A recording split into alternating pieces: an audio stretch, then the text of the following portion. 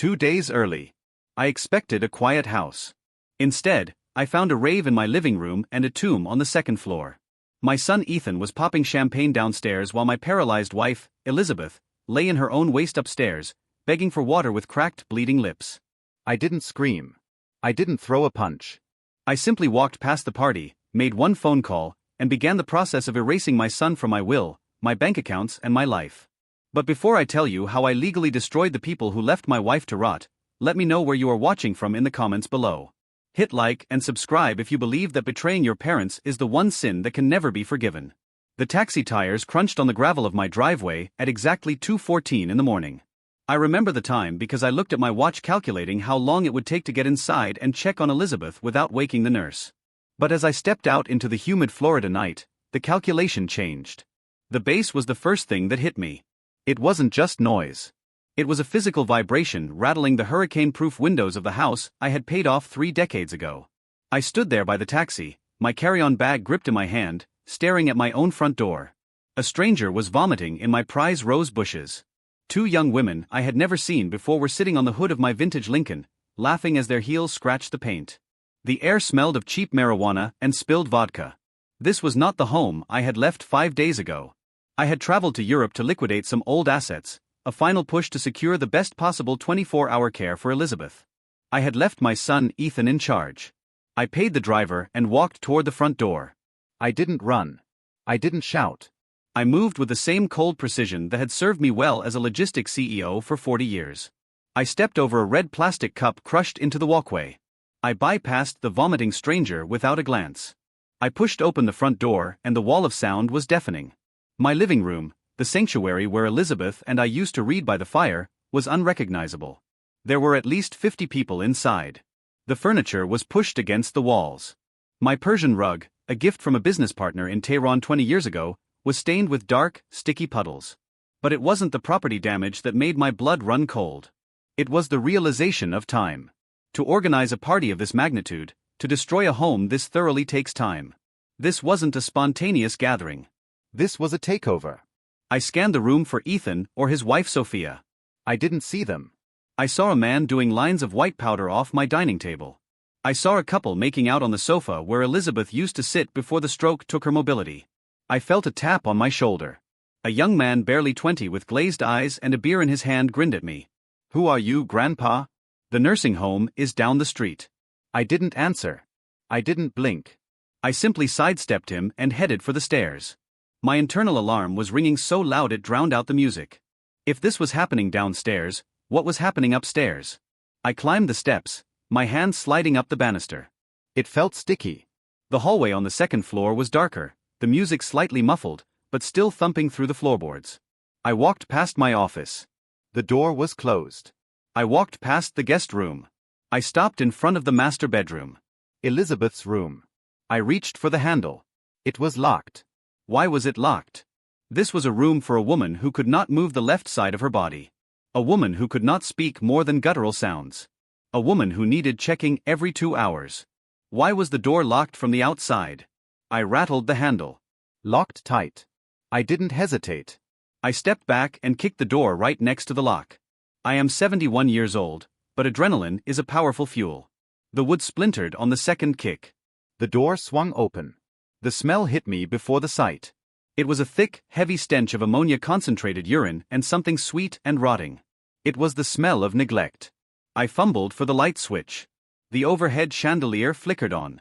The room was hot, stiflingly hot. The air conditioning vent had been taped shut with duct tape.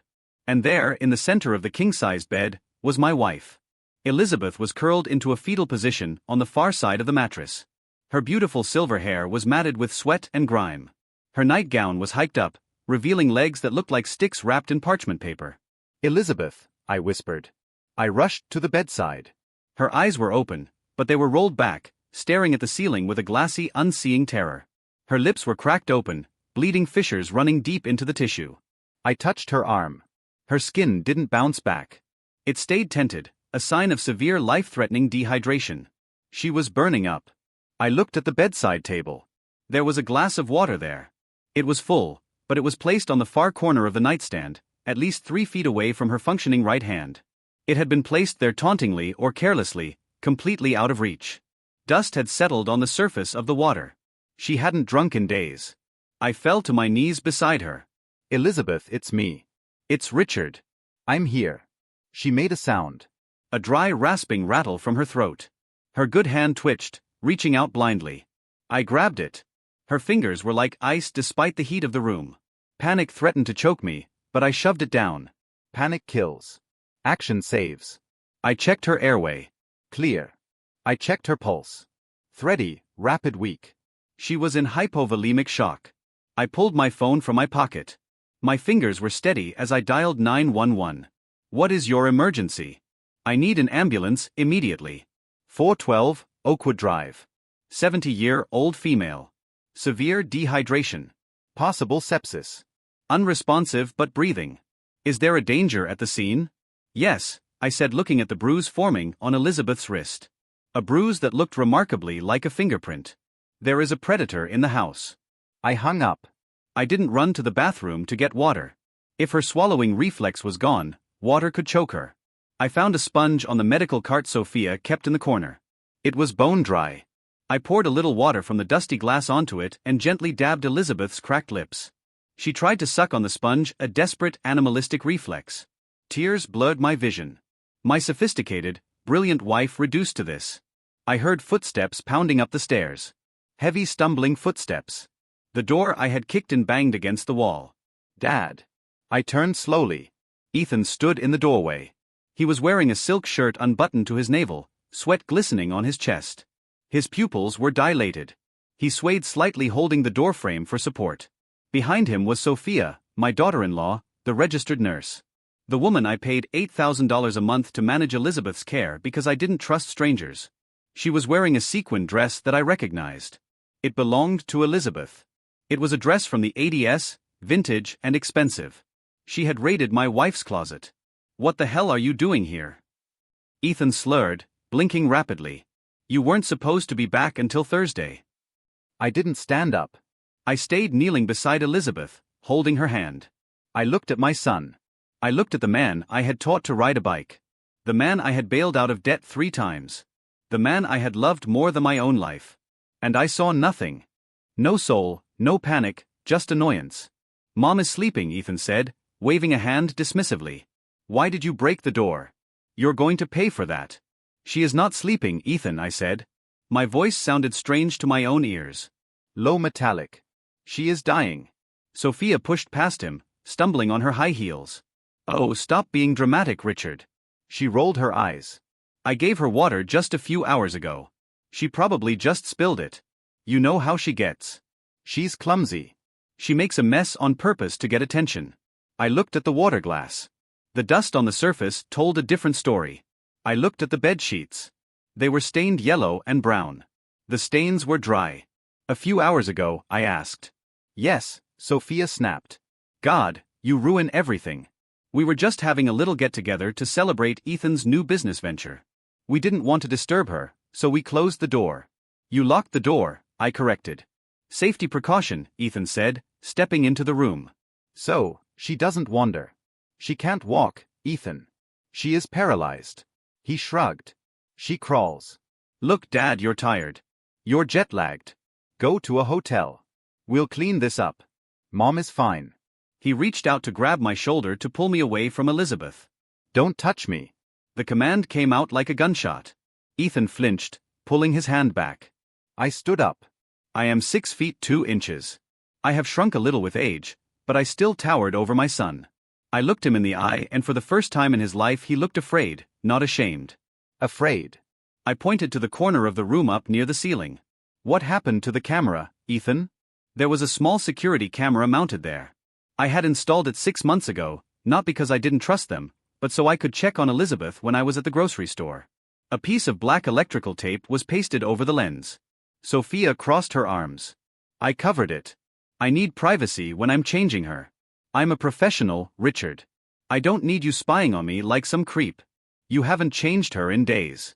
I said the bed sores on her hips will prove that. The chemical burns from the urine will prove that. And the blood test that the hospital is going to run in about 20 minutes will prove exactly how long she has gone without fluids. Hospital. Ethan's face went pale. No.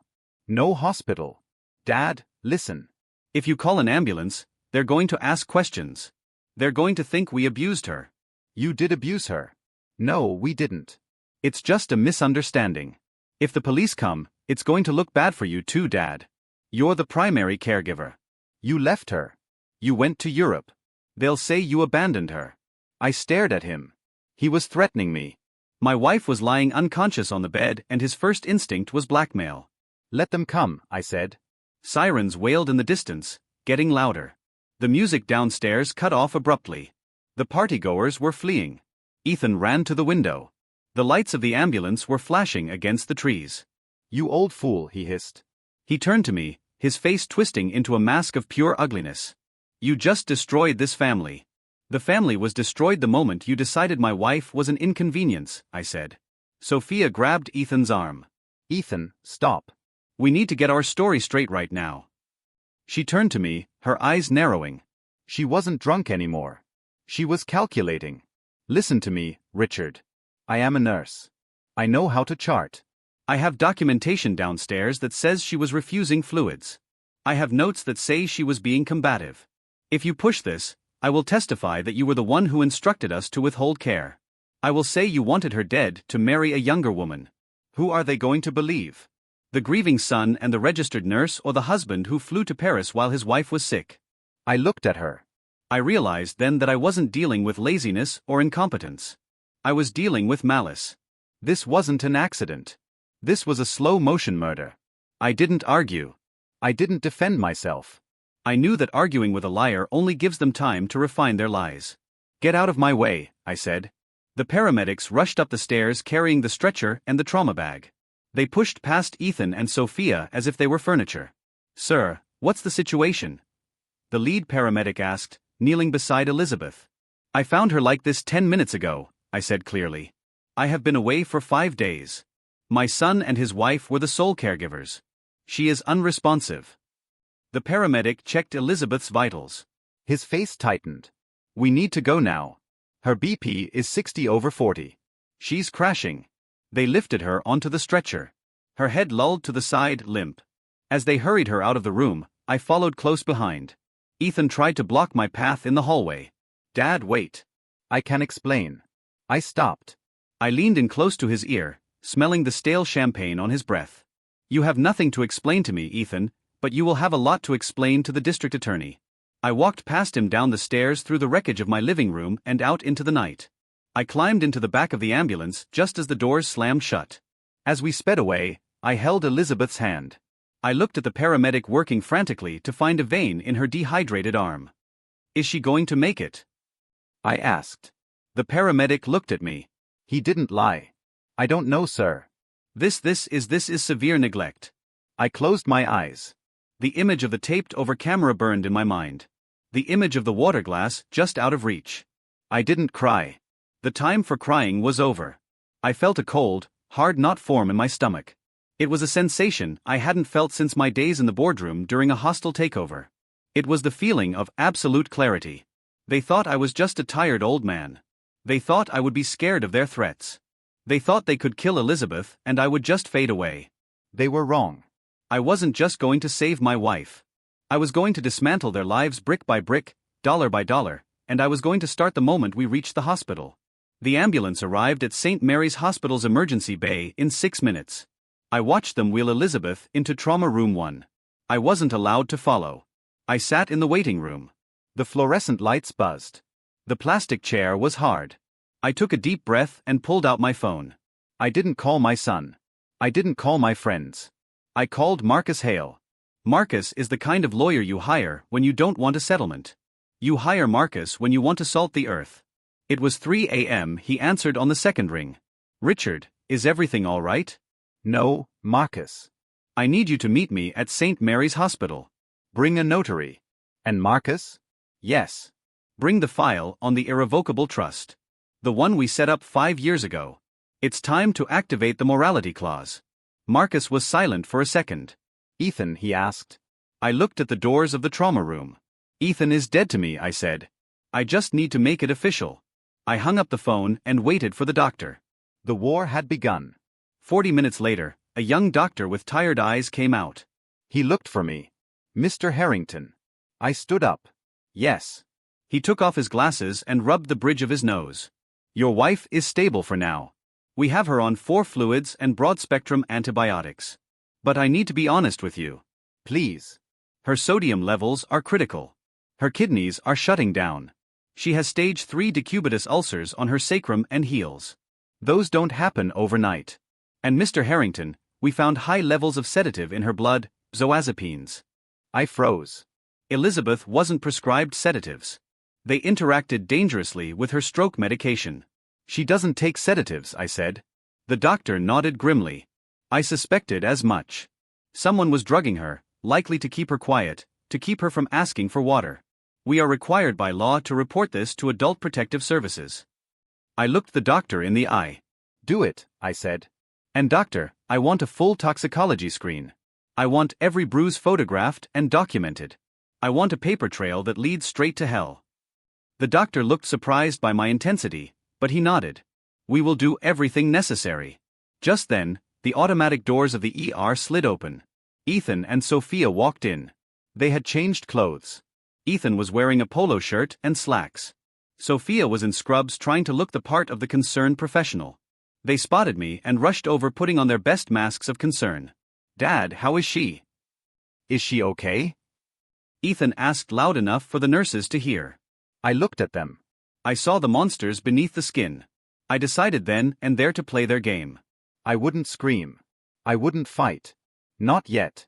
I needed them to feel safe. I needed them to think they had gotten away with it. I slumped my shoulders. I let my face fall into an expression of exhaustion and defeat. She's alive, I whispered. But the doctor says she's very confused. She might not make it. I saw the flash of relief in Sophia's eyes. It was quick, but it was there. Oh, thank God she's alive, Sophia said, hugging me. I stiffened, but didn't push her away. We were so worried. We came as soon as we could. I'm just so tired, I said, making my voice tremble. I don't know what to do. Maybe you were right, Ethan. Maybe I can't handle her anymore. Ethan put a hand on my shoulder. It's okay, Dad. We're here. We'll take care of everything. You just rest. I looked down at the floor to hide the cold rage in my eyes. Yes, son. I said, you take care of everything. And in my head, I started the countdown. They had 48 hours before their world collapsed. But first, I had to go back to the house. I had to see what else they were hiding. I'm going home to get some sleep, I told them. Call me if anything changes. Go, Dad. Ethan said, we'll stay with Mom. I walked out of the hospital. I didn't go home to sleep. I went home to hunt. When I stepped back into my house, the silence was heavy. The party mess was still there. I walked through the debris of my life. I went straight to my study. I checked the wall safe behind the painting. It was locked, but there were deep scratches around the dial. Someone had tried to drill it. I turned to my computer. Ethan thought I was a technophobe because I preferred reading physical newspapers. He didn't know I had installed a keystroke logger on the home network 3 years ago after a minor security breach at my old company. I logged in. I pulled up the smart home history. Entry log master bedroom. Monday, no entry. Tuesday, no entry. Wednesday, no entry. They hadn't entered her room for 3 days. Then I checked the GPS history of the family car, which was linked to my account.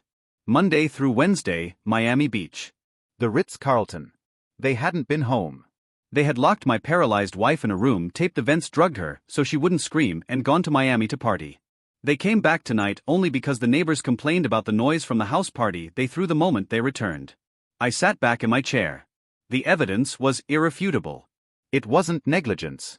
It was torture. My phone buzzed. A notification from my bank. Transaction declined. St. Mary's Hospital. Amount $500. Insufficient funds. I frowned. That account had over $200,000 in it. It was the emergency medical fund. I logged into my bank app. Balance $14.50. I scrolled through the transaction history. A series of transfers all done in the last 48 hours. All transferred to a crypto exchange account. I realized then why Ethan was so desperate to act the loving son at the hospital. He wasn't just hiding abuse. He was hiding theft. He had cleaned me out. I put the phone down. I looked at the empty safe. I looked at the scratch marks. They wanted a war. They had won. I stood up and walked to the window, looking out at the dark street. Tomorrow I would visit the bank. Then I would visit the police. But first, I had a meeting with Marcus. I touched the pocket where I kept my pen. It was a Mont Blanc, a gift from Elizabeth. I was going to sign their warrant, not with a gun, but with a pen. The sun was just starting to rise over Florida, painting the sky in blood red. It was fitting. I am Richard Harrington, and I am about to show my son that the man who built an empire doesn't crumble because of a few traitors. He rebuilds, and he buries the rubble. The fluorescent lights of the St. Mary's Hospital emergency room hummed with a frequency that seemed designed to induce migraines. I sat in a plastic chair that dug into my spine, my eyes fixed on the double doors where they had taken Elizabeth. The clock on the wall ticked with agonizing slowness. Every second that passed was a second my wife fought a battle she should never have had to fight. Ethan and Sophia sat across from me. They had positioned themselves under a vent, perhaps hoping the cold air would sober them up completely. Ethan had his head in his hands, his shoulders shaking in a rhythm that suggested weeping. But when he looked up to check if anyone was watching, his eyes were dry. It was a performance, a rehearsal for the funeral. He was undoubtedly already planning. Sophia was scrolling through her phone, her thumb moving rapidly. She was likely deleting photos from the party, scrubbing her social media, erasing the evidence of their joy. While my wife lay dying, I did not speak to them. I did not look at them. I reached into my jacket pocket and felt the cold metal of my phone. I pressed the record button on the voice memo app. I did not take the phone out. I simply let it sit there, a silent witness in the darkness of my pocket. The double doors swung open. A doctor stepped out. He looked exhausted, his scrubs wrinkled, a stethoscope hanging loosely around his neck. This was Dr. Harlan, the trauma specialist. He scanned the waiting room. His expression grim. He spotted us and walked over, his steps heavy. "Mr. Harrington," he said. His voice was flat, professional, but underneath it, I heard the tightness of controlled anger. I stood up immediately. Ethan jumped up a second later, rushing to stand in front of me, blocking my path to the doctor. "Doctor, how is she? Is she okay?" "Please tell me she's okay." Ethan's voice cracked. It was a perfect pitch of desperate filial piety. Dr. Harlan didn't look at Ethan. He looked at me. He saw the man standing silently in the back, the man who had called 911. "She is critical," the doctor said. "We have stabilized her heart rate, but her blood work just came back from the lab. The results are disturbing." "Disturbing?" Sophia asked, stepping up beside Ethan. She put a hand on her husband's back, playing the supportive wife. "What do you mean?" The doctor flipped open a metal chart. "Her sodium levels are 170. Normal is 135 to 145. Levels this high are not just dehydration. They indicate she has not had a drop of fluid in at least 72 hours. Her blood has thickened to the point where her heart is struggling to pump it. Her kidneys are in acute failure. Her creatinine is through the roof." He paused, letting the numbers hang in the air like an accusation. 72 hours, the doctor repeated, looking directly at Ethan. "That is 3 days. 3 days without water in a climate-controlled house. How does that happen?" Ethan let out a strangled sob. He grabbed Sophia's hand. "Oh God, she must have been refusing to drink." "We tried, doctor. We tried so hard. She just kept spitting it out. She gets confused. She thinks we're trying to poison her." "It's the dementia." I stood like a statue. My phone recorded every lie. Elizabeth did not have dementia. She had a stroke. Her mind was sharp as a tack trapped inside a body that wouldn't obey her. She would never refuse water. She loved water. She used to drink 3 layers a day before the stroke. Sophia nodded vigorously, her eyes widening and feigned innocence. "Yes, exactly. I'm a nurse, doctor." I tried to use a syringe to get fluids into her, but she clamped her mouth shut. "I didn't want to force her. I didn't want to choke her. We thought she was just having a bad day. We didn't realize it was this severe." The doctor narrowed his eyes. "You are a nurse." "Yes," Sophia said. "Then you should know that skin tore like hers doesn't happen in a day. You should know that her urine output would have been 0. Did you not check her catheter?" Sophia faltered. She blinked. "Well, I changed it yesterday. There was urine then." "That is medically impossible," Dr. Harlan said coldly. "Her bladder is empty and has been for some time. There are crystallizations in the catheter tube that suggest it hasn't been changed in a week." Silence descended on the group. Ethan looked at Sophia. Sophia looked at the floor. But that is not my primary concern. Dr. Harlan continued. His voice dropped an octave, becoming dangerous. He turned the page of the chart. While we were inserting the 4 lines, we noticed bruising. Extensive bruising. My heart hammered against my ribs. I stepped forward, pushing past Ethan, where I asked. The doctor looked at me on her upper arms and on her wrists. They are wraparound bruises, the kind that occur when someone is restrained or held down with significant force. Ethan's face drained of color. He looked like a ghost. Restrained? He squeaked. We never restrained her. Why would we? She can't move. That is the question, isn't it? Dr. Harlan said. Why would you need to restrain a paralyzed woman unless she was trying to crawl to get water? Unless she was trying to escape? I closed my eyes. The image flashed in my mind. Elizabeth, thirsty, desperate, dragging her useless body across the sheets, reaching for the glass they had placed just out of reach. And Ethan or Sophia grabbing her by the arms, forcing her back down, pinning her to the mattress while she tried to scream. Maybe she did it to herself, Sophia blurted out.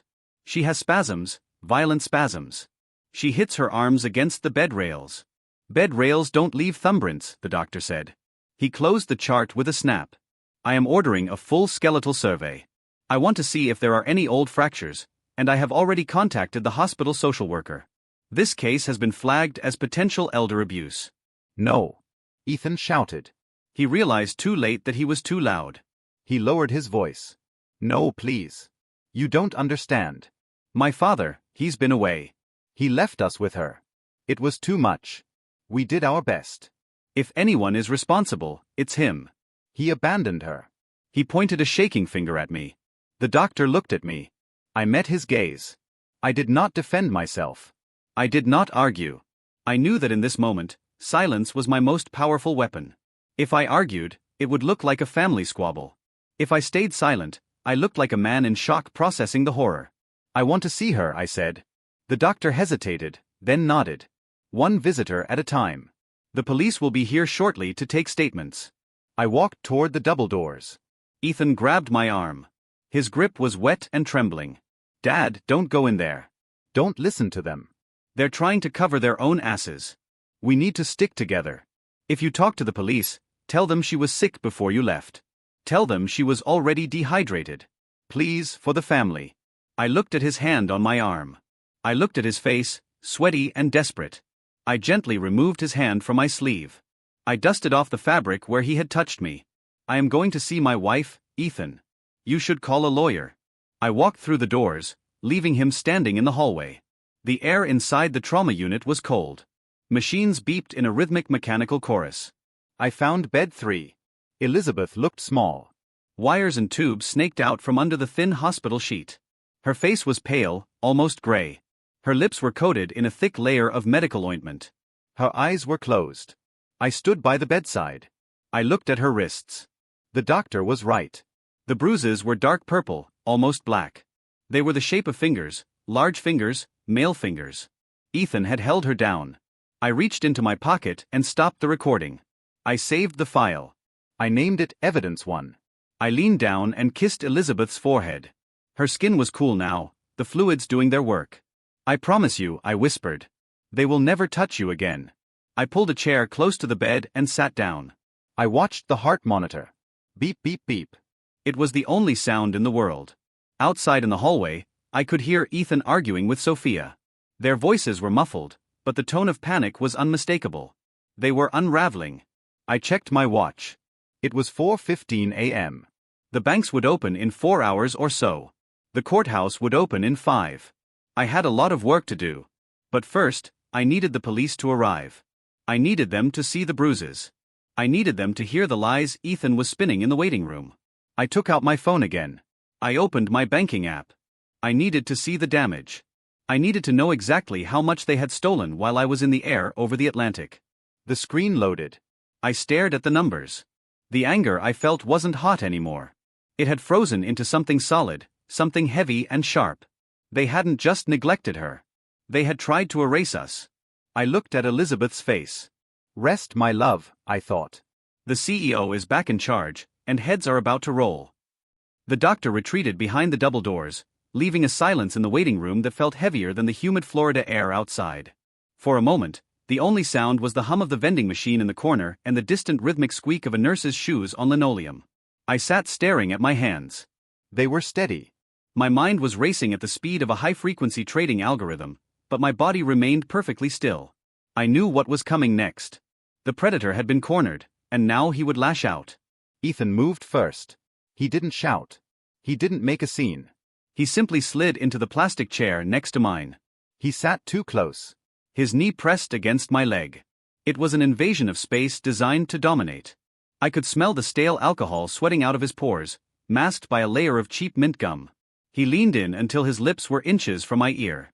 "You need to listen to me very carefully, Dad, because your life depends on the next 5 minutes." I turned my head slowly to look at him. His eyes were hard. The dilated pupils from the party drugs had constricted, leaving behind a cold, flat stare that I did not recognize. This was not the boy who used to cry when he scraped his knee. This was a man who had calculated the value of my wife's life and found it wanting. "You are going to tell the police that Mom was sick before you left. You are going to tell them that you hired a private nurse who didn't show up. You are going to tell them that this is all a terrible administrative error." "And if I don't?" I asked softly. Ethan smiled. It was a terrifying expression devoid of any warmth. "If you don't, then I tell them the truth about you, or rather the truth I will create. I will tell them about your memory lapses. I will tell them how you leave the stove on, how you get lost driving to the grocery store, how you sometimes forget who Mom is." "I don't do any of those things," I said. "It doesn't matter what you do," Ethan whispered. "It matters what we can prove. Sophia is a registered nurse. Her word against yours. She has already started the documentation, Dad. She has charts dating back 6 months detailing your cognitive decline. She has notes about your aggression, about your paranoia." Sophia stepped closer, looming over me. Her arms were crossed. Her face was a mask of professional concern, but her eyes were mocking. "It's called the Baker Act, Richard," she said her voice low and clinical. "In Florida, we can have you involuntarily committed for 72 hours if we believe you are a danger to yourself or others. Neglecting your paralyzed wife because of your dementia certainly qualifies as a danger. Imagine that. 3 days in a psychiatric hold, and while you are in there sedated and confused, we will file for emergency guardianship." I looked from one to the other. The trap was elegant in its cruelty. They had prepared for this. They weren't just reacting to my early arrival. They had a contingency plan to neutralize me if I ever became a problem. They would use the legal system designed to protect the elderly as a weapon to imprison me. They would paint me as the abuser and themselves as the heroic rescuers stepping in to save Elizabeth from her senile husband. "Who is going to believe you?" Ethan hissed. "You are 71 years old. You just flew back from Europe. You are exhausted. You look crazy right now. Look at yourself. You kicked down a door. You are covered in sweat. You are ranting about cameras and water glasses. To the police, you look like a man having a breakdown." I felt a cold knot of rage tighten in my chest. I wanted to strangle him. I wanted to stand up and shout the truth to the entire hospital, but I looked at the security camera in the corner of the waiting room. If I lost my temper now, if I raised my voice or laid a hand on him, I would be giving them exactly what they needed. I would be the aggressive, senile old man they were describing. They wanted a victim. They wanted a confused, helpless old man who would sign whatever paper they put in front of him just to make the noise stop. So I gave them one. I let my shoulders slump. I let my hands start to tremble. I forced my breathing to become shallow and rapid. I looked down at the floor, letting my mouth hang open slightly. I channeled every ounce of fear and confusion I had felt in that room upstairs and projected it outward. "I don't want to go to a home," I stammered, my voice cracking. "Please, Ethan, don't put me in a home." Ethan relaxed instantly. He sat back in his chair, the tension leaving his frame.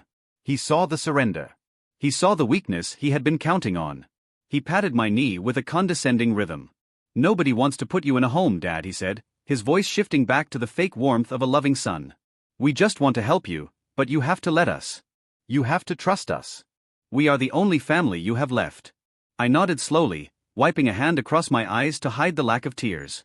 "I'm just so tired," I whispered. "I don't know what happened. I thought I left everything organized. Maybe I am getting confused." "Exactly," Sophia said, her voice dripping with false sympathy. "It happens, Richard. Stress makes it worse. You just need to rest. We will handle the doctors. We will handle the police. You just nod and agree. Can you do that? I nodded again. Yes. Yes, I can do that. Just don't let them take me away. We won't let them take you, Ethan promised. As long as you cooperate. As long as you sign the papers we need to manage things for you. It's too much for you now. The bills, the house, Mom's care. We'll take that burden off your shoulders. He stood up and offered me his hand. I looked at it. It was the hand that had held my wife down while she screamed. It was the hand that had stolen my money. I took it. His grip was firm, victorious. Good, Ethan said. Now sit here. The police are coming. Let me do the talking. You just look sad and confused. I watched him walk toward the entrance of the ER, straightening his shirt, checking his hair in the reflection of the glass doors. He looked confident. He looked like a man who had just closed the biggest deal of his life. He thought he had won. He thought he had broken me. He didn't know that the hand he had just shaken was the hand that would sign his warrant. He didn't know that by threatening to put me in a home, he had just given me the moral clearance to destroy him completely. He had shown me his hand. He had shown me that there was no line he wouldn't cross. I sat back in the hard plastic chair and waited for the police. I would play the part. I would be the confused old man. I would let him think he was in control because a man who thinks he is in control is a man who makes mistakes. And I would be there quietly watching, waiting to catch every single one of them. I stood on the front porch of my own home and listened to the silence. 3 hours ago, this house had been vibrating with the bass of a subwoofer and the shrieks of strangers. Now it stood dark and looming against the Florida sky like a mausoleum. The police had cleared the partygoers. The ambulance had taken my wife. Ethan and Sophia were at the hospital spinning their web of lies to the doctors. I was alone.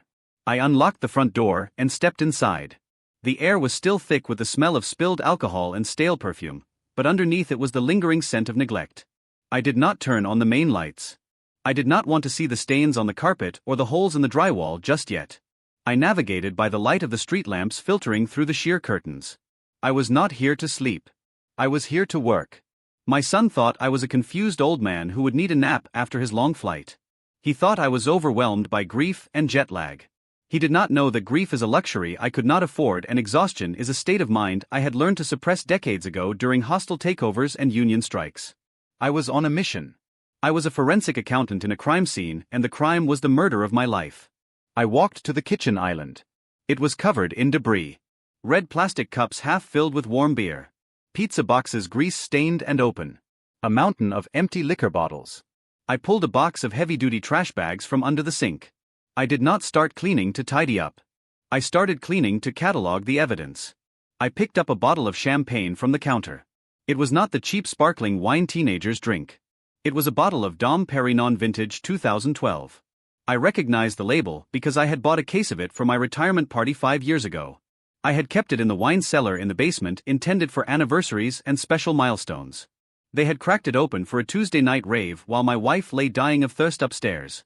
I placed the empty bottle into a separate bag. I would not throw this away. This was Exhibit A. I moved around the kitchen island. My foot crunched on something paper. I looked down. It was a receipt crumpled into a ball. I smoothed it out on the granite countertop. It was from a high-end catering company in downtown Miami. Caviar, truffles, imported cheese. The date was yesterday. The total was $4,000. The signature at the bottom was a scroll I recognized instantly. It was my signature. Or rather, it was a forgery of my signature done by a hand that shook slightly less than mine. Ethan had not just stolen my money. He had stolen my identity to feed his parasites. I placed the receipt in a clear plastic sandwich bag and put it in my pocket. Exhibit B. I continued my sweep. I found cigarette burns on the Italian leather armchair in the den. I found a shattered vase that Elizabeth had brought back from our honeymoon in Florence. It was swept into a corner hidden behind a potted plant. They had tried to hide the damage, just like they had tried to hide the abuse. I took photos of everything with my phone. The timestamps would prove the condition of the house. The chaos downstairs was the perfect counterpoint to the horror upstairs. It proved priorities. They had time to buy truffles. They had time to invite 50 people. They did not have time to pour a glass of water. I left the kitchen and walked down the hallway to my study. This room was my sanctuary. It was where I kept the records of 40 years of business. It was where I kept the family trust documents. I had locked the heavy oak door before I left for Europe. The door was now unlocked. The wood around the latch was splintered. They had used a crowbar or a heavy screwdriver to force it open. I stepped inside and turned on the desk lamp. The room had been tossed. Papers were strewn across the floor. File cabinets were pulled open, their contents hanging out like entrails. They had been looking for something specific. They were looking for the deed to the house. They were looking for the access codes to the offshore accounts. I walked behind my desk to the large oil painting of a ship at sea. It hung crookedly. I swung it open. Behind it was the wall safe. I stared at the steel face of the safe. It was scarred. Deep gouges ran across the metal where someone had taken a power drill to the locking mechanism. There were hammer marks on the dial. They had tried to brute force their way in. They had failed. The safe was rated to withstand a diamond-tipped drill for an hour. Ethan clearly lacked the patience or the tools. I ran my fingers over the scratches. This was not the act of a son looking for insurance papers to help his sick mother. This was the act of a thief desperate for cash. This was violence. If they were willing to take a drill to steel wall, they were willing to do anything. I entered the combination. The dial turned smoothly. Despite the damage, the heavy door swung open. Inside, the documents were untouched. The deed, the trust fund specifications, the original copy of the power of attorney that I was going to revoke first thing in the morning, and at the back, the small velvet bag containing Elizabeth's diamond earrings, the ones I had given her for our 30th anniversary. I checked the bag. The earrings were there. I closed the safe and locked it. They had failed to get the big prize. That explained the desperation. That explained why they needed me to sign over control voluntarily. They couldn't steal it, so they had to trick me into giving it to them. I sat down in my leather chair. I felt a wave of fatigue wash over me, but I pushed it back. I turned to my computer. The monitor hummed to life. I typed in my password. Ethan thought I was a dinosaur. He thought because I didn't have a TikTok account, I didn't understand technology. He didn't realize that logistics is all about data tracking, monitoring, optimization. I opened the control panel for the smart home system. I had installed it 2 years ago when Elizabeth first had her stroke. It controlled the lights, the locks, the thermostat, and the security cameras. It also kept a detailed log of every event, every door opening, every motion detected. I navigated to the history logs for the past 5 days. I started with the front door smart lock. Monday 8 a.m. door locked. Monday 8:05 a.m. garage door opened. Car exited. Garage door closed. I scrolled down. Monday, no further activity. Tuesday, no activity. Wednesday, no activity. The house had been sealed tight. No one had entered or exited through the main doors for 3 full days. I checked the interior motion sensors. Living room, no motion detected. Kitchen, no motion detected. Master bedroom. No motion detected. My blood ran cold. The sensors didn't lie. The house had been empty. They hadn't been here caring for her.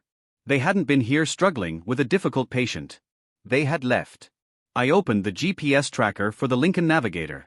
It was linked to the house account for insurance purposes. Monday 11:30 a.m. vehicle arrived at the Ritz-Carlton South Beach, Miami. Wednesday 4:30 p.m. vehicle departed the Ritz-Carlton South Beach, Miami. There it was, the irrefutable proof. They had locked my paralyzed wife in a room taped over the camera so I wouldn't see, turned off the air conditioning to save money, and driven 3 hours south to stay at a 5-star hotel. They had spent 3 days partying on the beach while Elizabeth lay in the dark, slowly dying of thirst. I felt a tear run down my cheek. It wasn't sadness. It was pure, unadulterated hatred. It was a cold, burning fire that consumed the last remnants of the father I used to be. I printed the logs, the printer word in the quiet room, spitting out the timeline of their cruelty. I printed the GPS map. I printed the security log showing the exact moment the camera in Elizabeth's room was covered. It was Monday morning right before they left. It was premeditated. It wasn't an accident. It wasn't negligence. It was a calculated decision to abandon her. I gathered the papers into a neat stack. I placed the plastic bag with the receipt on top of them.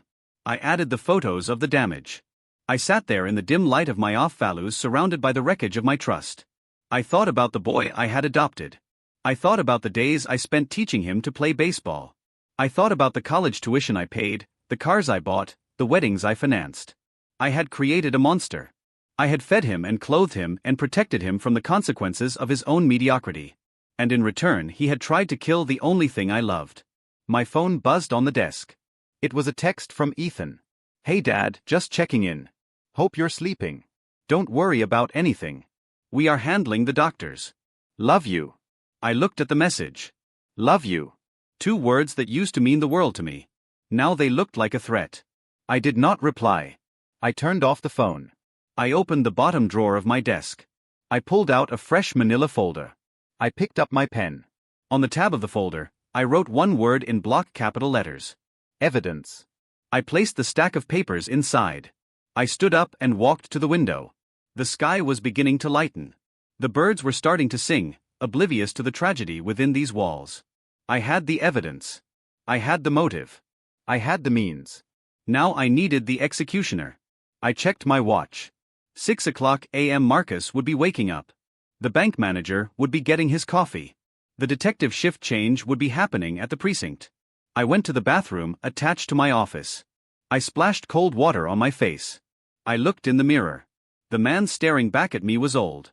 His eyes were rimmed with red. His skin was gray, but his jaw was set. I shaved. I dressed in a fresh suit. I tied my tie with precise mechanical movements. I polished my shoes. I was not going to look like a victim. I was going to look like a man in charge. I walked out of the house leaving the mess exactly as it was. I wanted the police to see it. I wanted the jury to see it. I wanted the world to smell the stench of their party. I got into my second car, a small sedan I kept for errands. I backed out of the driveway. I took one last look at the window of Elizabeth's room. Hold on, Elizabeth, I whispered. I'm coming for them. I put the car in drive and headed toward the city. The sun was rising, and with it the reckoning. The night of lies was over. The day of judgment had begun. I parked my sedan in the reserved lot of First National Bank. The sun was fully up now, casting long hard shadows across the pavement. I needed coffee.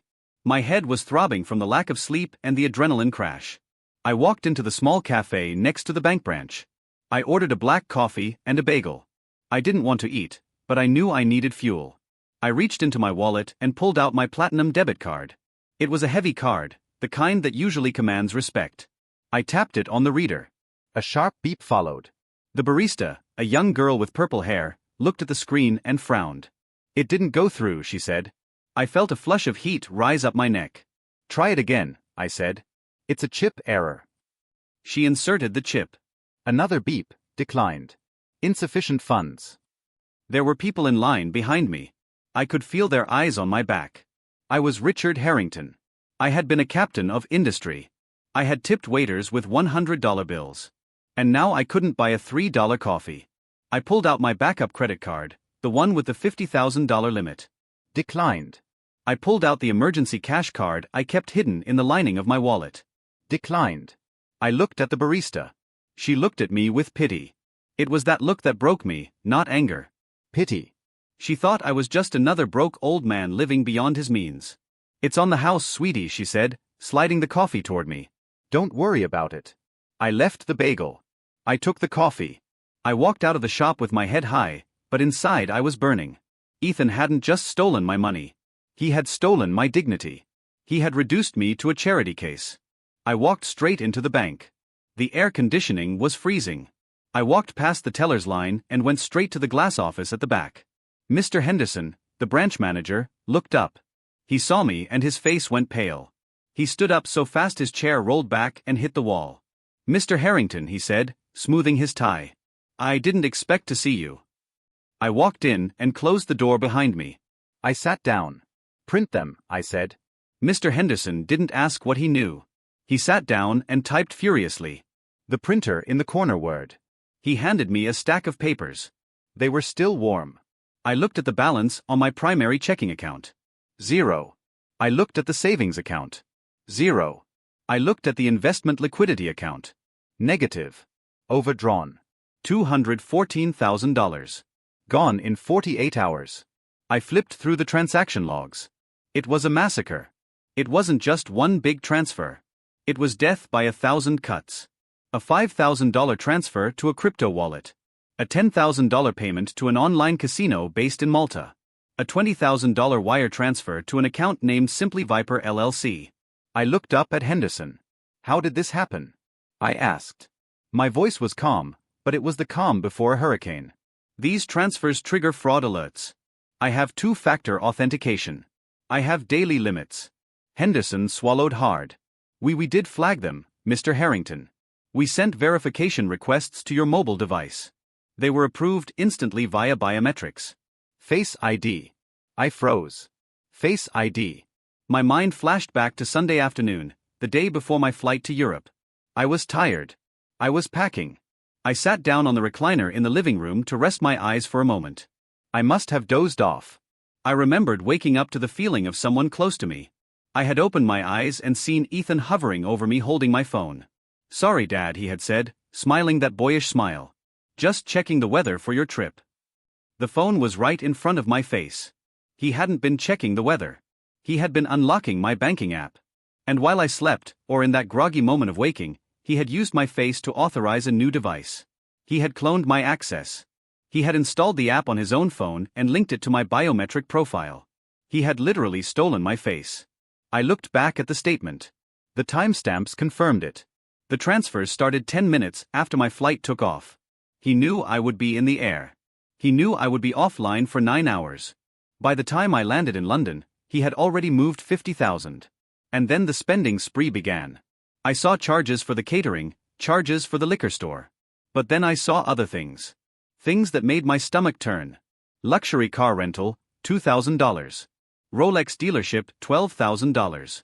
VIP table at club, $11,000. He wasn't just paying debts. He was celebrating. He was celebrating my absence. He was celebrating the death of his mother, which he viewed as inevitable and profitable. But then I saw the transfers that scared me. Viper LLC. 5 transfers of $10,000 each. Who is Vipers LLC?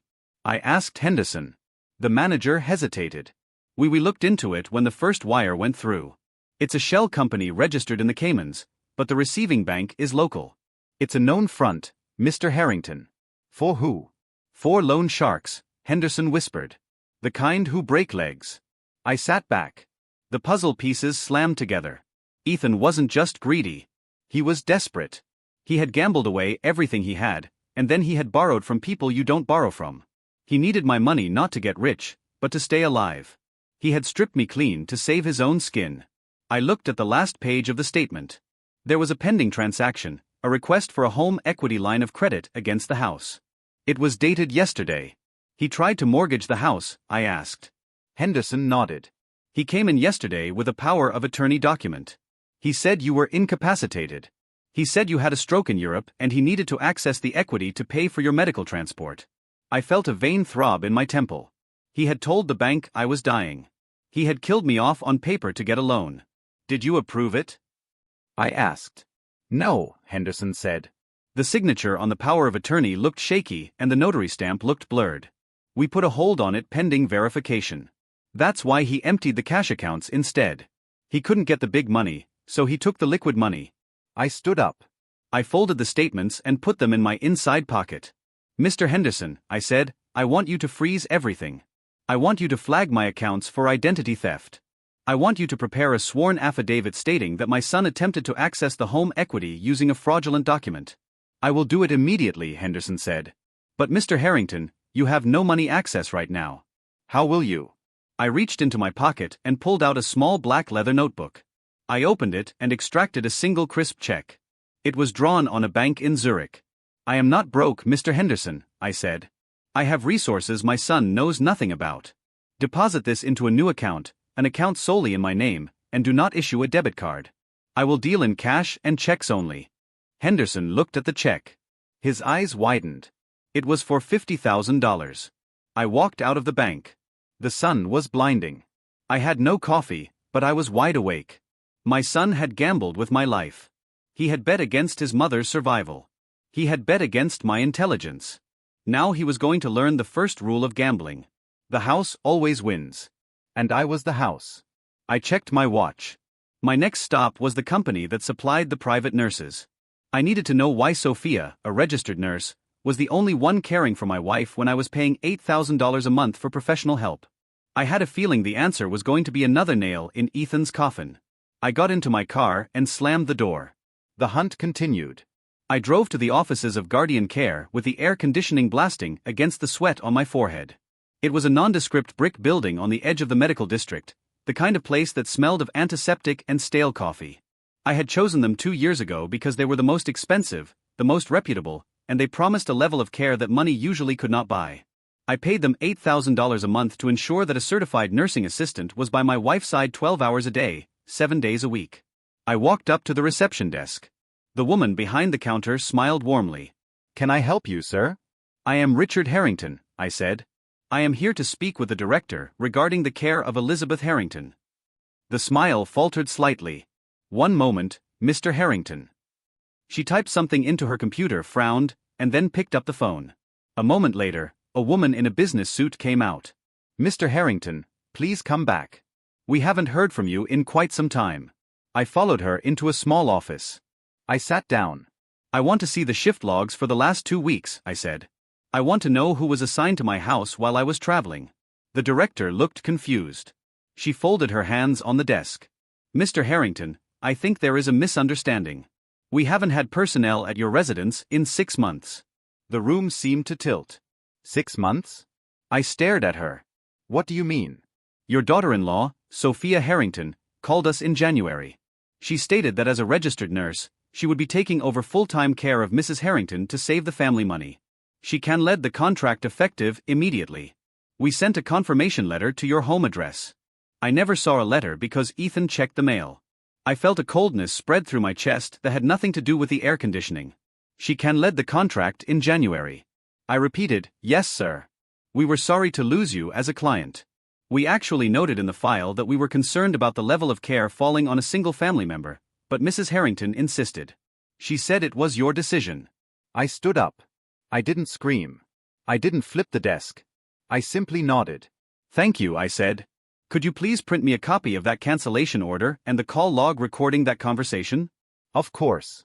I walked out of the office 10 minutes later with a piece of paper that proved my daughter-in-law was not just lazy, she was a thief. I sat in my car and did the math. $8,000 a month. 6 months, $48,000. I had still been writing the checks every month. I wrote them to cash at Ethan's request because he said it was easier to pay the agency directly if he handled the administrative side. I had handed him $48,000 to pay for care that never happened. And where did that money go? I thought about the new designer handbags I had seen Sophia carrying.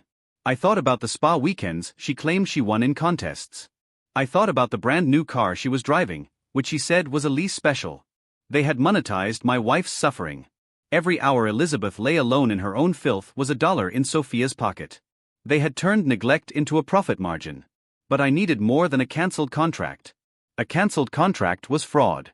I needed proof of what happened inside that room during those 6 months. I needed to see the quality of care Sophia claimed she was providing. I drove to a quiet park and opened my laptop. I connected to the cloud server where my home security data was stored. Ethan and Sophia knew about the camera in the master bedroom. They had taped over it on Monday before leaving for Miami, but they were sloppy. They assumed the camera only recorded what it saw. They forgot that modern security cameras also record audio. And they forgot that I had installed a second, smaller camera inside the smoke detector 2 years ago, a backup system, battery-operated and completely independent of the main network. I had never checked the backup camera because I trusted them. I had been a fool. I logged into the backup system. It took a long time to load. The files were heavy. I scrolled back to January, to the week the professional nurses were fired. I found a video file dated January 15th. The timestamp was 10 o'clock. I clicked play. The angle was high, looking down from the ceiling. The room was bright. Elizabeth was in bed, looking much healthier than she did now. Sophia walked into the room. She wasn't wearing scrubs. She was wearing jeans and a t-shirt. She was holding a bowl of oatmeal. She walked to the side of the bed. She didn't say good morning. She didn't smile. "Open up," she said. Her voice was flat-bored. Elizabeth made a small sound. She tried to move her head. Sophia sighed loudly. "I don't have all day, Elizabeth." "Eat it." She shoved the spoon into Elizabeth's mouth. It was too fast.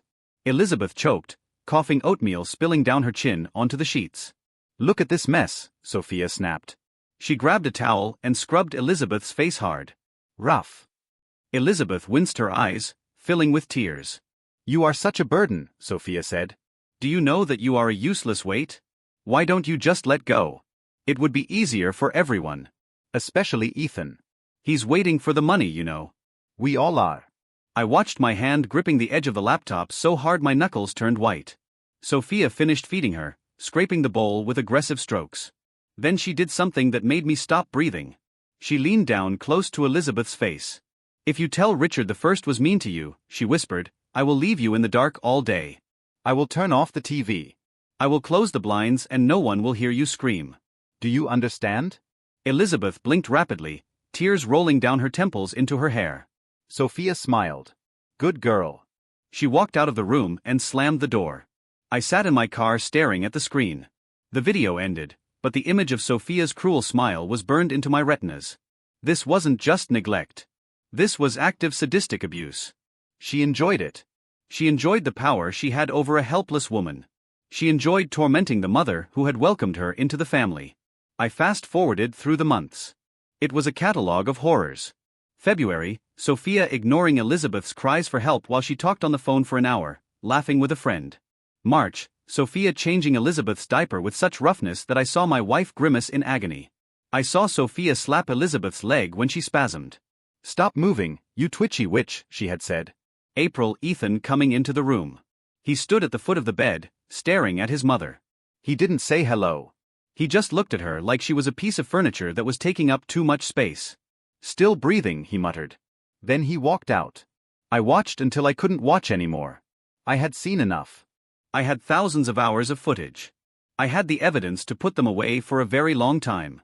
But the most damning clip was from 3 days ago, Monday morning. The camera angle showed Ethan standing on a chair putting the black tape over the main camera lens. "That should do it," he said. Sophia was standing by the door holding her suitcase. "Did you give her the sedative?" Ethan asked. "Double dose." Sophia replied. "She'll be out for 12 hours. By the time she wakes up, she'll be too weak to make noise." "And the water?" "I left a glass. If she wants it, she can crawl for it. It's not my problem if she's thirsty." They laughed. They actually laughed. Then they turned off the lights, walked out, and locked the door. The sound of the lock clicking shut echoed through the recording. I closed the laptop. I carefully placed it in its case. I felt a strange sense of calm settle over me. It was the calm of a man who knows exactly what he has to do. Sophia wasn't a nurse. She was a monster in scrubs. She had used her medical knowledge not to heal, but to hide the evidence of her cruelty. She knew exactly how much sedative to give to avoid an overdose, but ensure silence. She knew how to cause pain without leaving marks visible to the untrained eye. But she had forgotten the one rule of the digital age. Someone is always watching. I started the car. I had the financial records. I had the medical report. And now I had the video evidence of torture. There was only one piece left, the legal trap. I needed to sign that guardianship paper. I needed them to think they had one. I needed them to throw that party so I could play this video on the biggest screen in the house. I drove toward the nursing home facility where Marcus had arranged a temporary room for me to rest and meet him. I wasn't going to sleep. I was going to edit a movie, and the premiere was going to be the end of my son's life. I sat in the sterile guest room of the assisted living facility Marcus had arranged for me. It was a safe house masquerading as a nursing home. The walls were beige. The air smelled of lavender disinfectant and the door locked from the inside. I was safe here, but I wasn't hiding. I was waiting. I checked my watch. It was 2 o'clock in the afternoon. Right on schedule. My phone buzzed. It was the front desk. "Mr. Harrington, your son is here. He has a gentleman with him. They say it is an urgent legal matter." "Send them up," I said. I put my phone on the table face down, recording. I sat in the armchair and let my posture collapse. I allowed my mouth to slacken slightly. I stared at a spot on the carpet as if I were trying to remember a math equation I had forgotten decades ago. I needed to look like a man whose hard drive was crashing. There was a knock, and before I could answer, the door pushed open. Ethan walked in. He looked energized, manic almost. The dark circles under his eyes were still there, but they were masked by the high of imminent victory.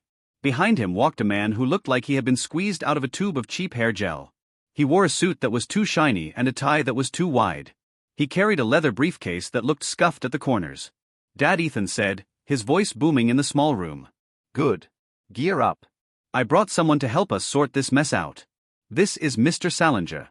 He's a specialist in elder law. Mr. Salinger stepped forward and extended a hand that felt damp.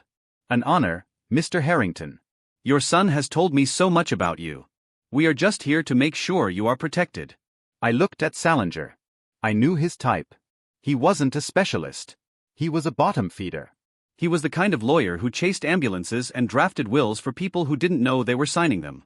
He was exactly who I expected Ethan to find on short notice. Protected from what I asked, keeping my voice thin and raspy, from everything Richard Ethan said sitting on the edge of the bed, from the stress, from the bills. Look, we know you're struggling. The incident with Mom, it showed us that you can't handle the day-to-day anymore. And that's okay. You worked hard. You deserve to rest. Salinger clicked open his briefcase. He pulled out a thick document stapled in blue legal backing. He placed it on the small round table in front of me. This is a standard durable power of attorney and a guardianship transfer. Salinger said, tapping the paper with a pen that looked like a fake Mont Blanc. It simply allows Ethan to handle the bank accounts, the medical decisions, and the property management. It stops the state from stepping in. You don't want the state involved, do you, Richard? They put people in state facilities, terrible places. The threat was subtle, but it was there. Sign this or rot in a state ward. I picked up the document. My hand trembled. It wasn't Parkinson's. It was rage vibrating through my skeletal structure. I pretended to read it. It was a hatchet job. It gave Ethan unrestricted access to everything, the right to sell real estate, the right to liquidate stocks, the right to make end-of-life decisions. It was a death warrant for my autonomy. I turned the pages slowly. I saw the clause about the house. I saw the clause about the safe deposit boxes. If I sign this, I asked, looking up at Ethan. What happens to me? You stay here for a bit, Ethan said, his eyes gleaming. Just until we get the house fixed up. Then we'll see. Maybe we find a nice place in the mountains like you always wanted. Liar. He was going to dump me in the cheapest hole he could find. The moment the check cleared, I flipped to the signature page. There were 3 lines, one for me, one for a witness, one for the notary. Salinger pulled a notary stamp out of his pocket. I can notarize it right here. Very convenient. That was illegal. A lawyer representing the beneficiary cannot usually notarize the document for the principal in the same transaction, especially not without an independent witness. But Salinger didn't care about the law. He cared about the $5,000 Ethan had probably promised him. I need a pen, I whispered. Ethan scrambled to hand me one. Here, Dad. Right here. Just sign where the sticky note is. I held the pen over the paper. I hesitated.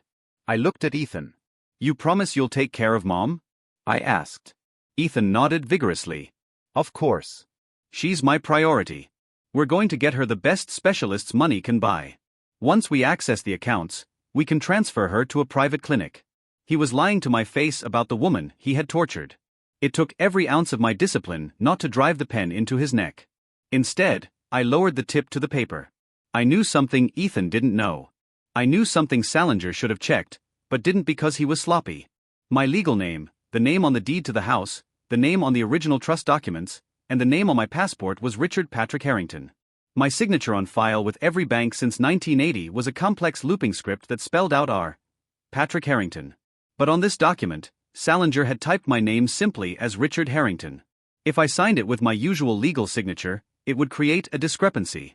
But if I signed it exactly as he had typed it, Richard Harrington, in a shaky, unpracticed hand, it would be even better. It would be a signature that matched no known exemplar in my banking history. It would be a signature that looked nothing like the man who authorized millions in trades. And crucially, I was going to make one specific fatal error.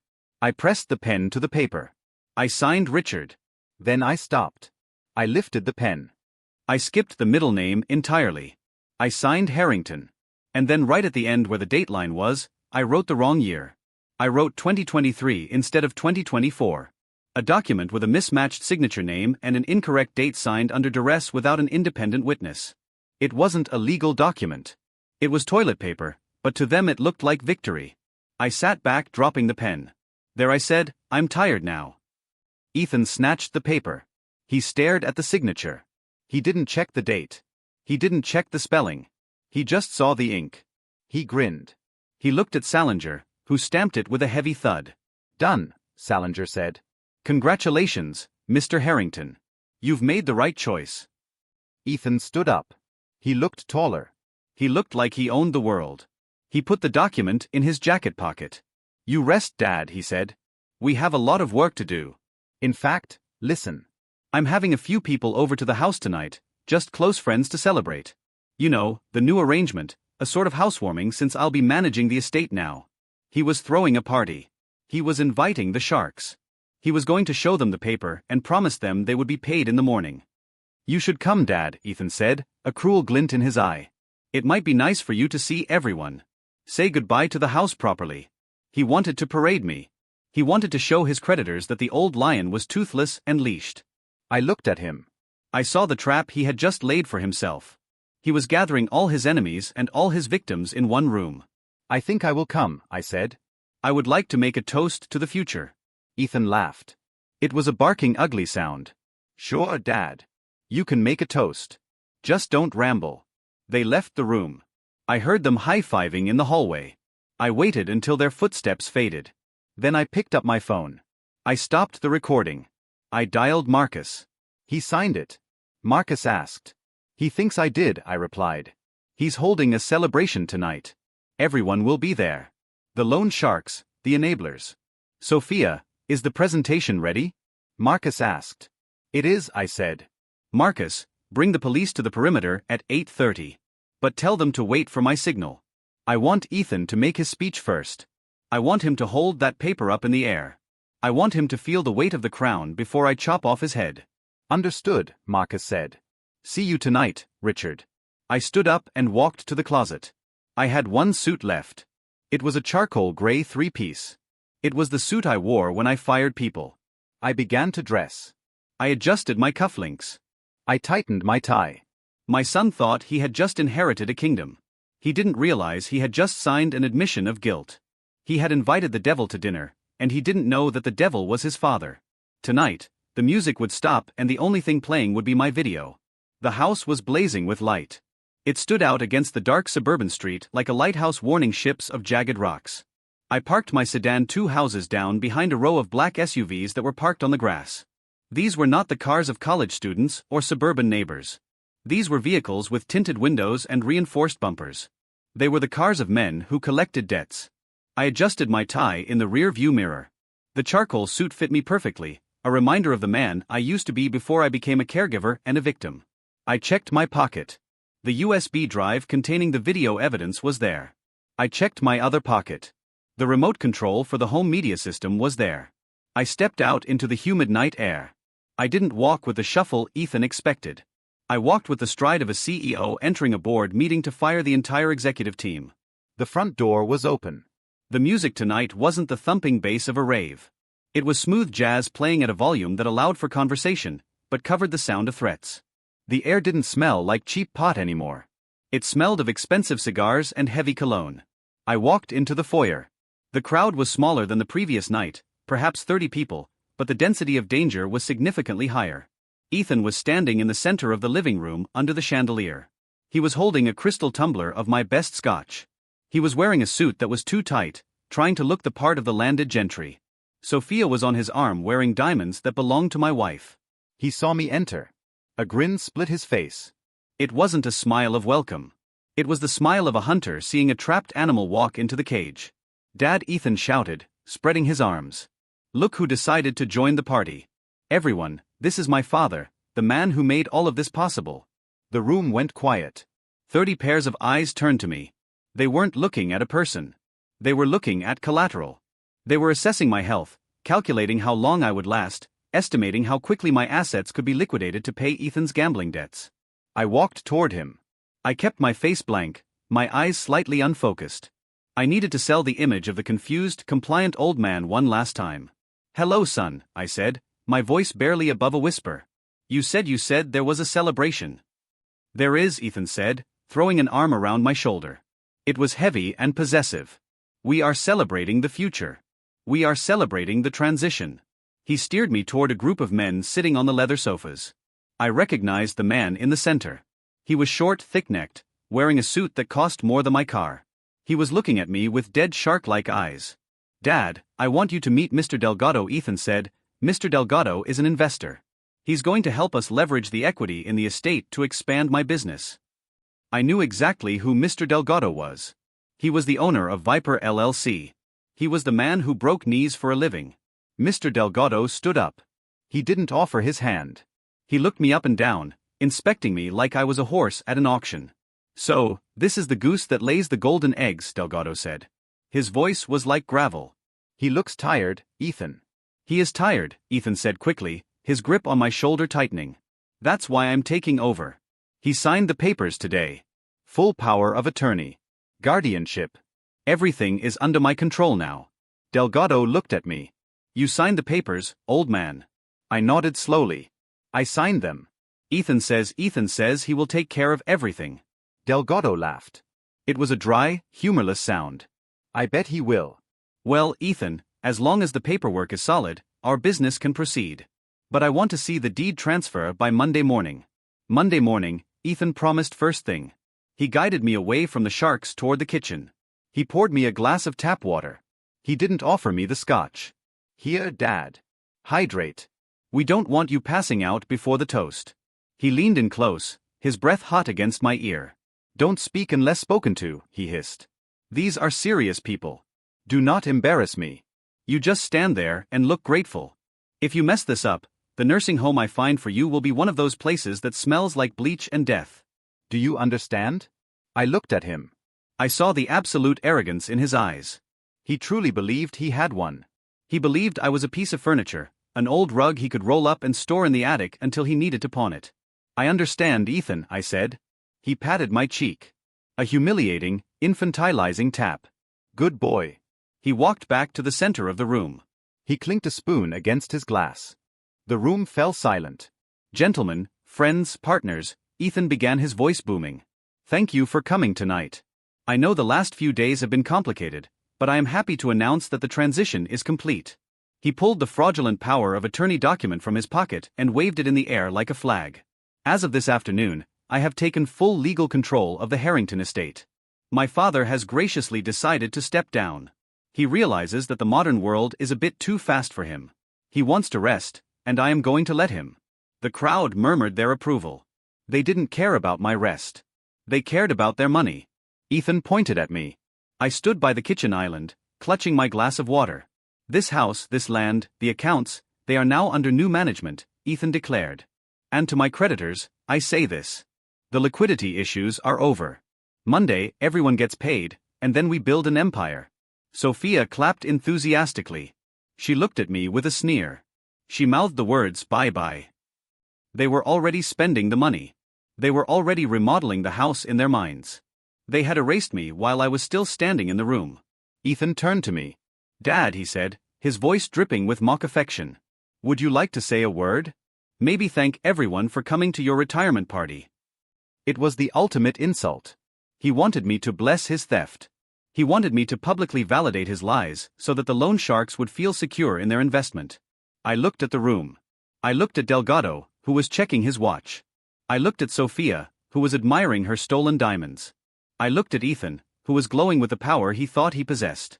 I set my water glass down on the counter. I straightened my back. I adjusted my cuffs. I reached into my pocket and gripped the remote control. "Yes, son," I said. My voice wasn't raspy anymore. It was the voice that had commanded boardrooms in London, Tokyo, and New York.